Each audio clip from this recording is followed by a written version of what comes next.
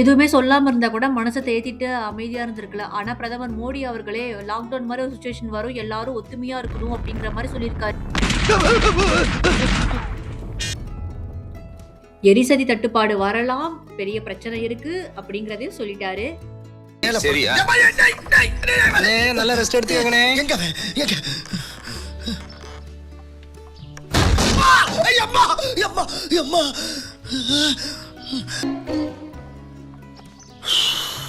ஒரு மனுஷனுக்கு எவ்வளவு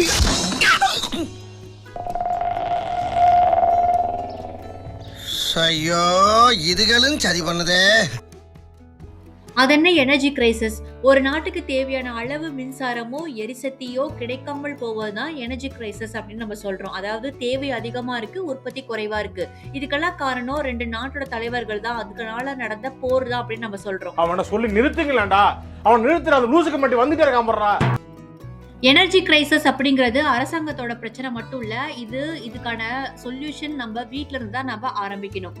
முடிஞ்ச வரைக்கும் நம்ம எல்இடி பல்ப்ஸ் நம்ம யூஸ் பண்ணலாம். ஏசி யூஸ் பண்றத கம்மி பண்ணலாம். நிறைய எலக்ட்ரானிக் ஐட்டம்ஸ், எலக்ட்ரிக்கல் ஐட்டம்ஸ் நம்ம வீட்டில் வச்சிருக்கோம். அதை உபயோகப்படுத்துறத கம்மி பண்ணலாம்.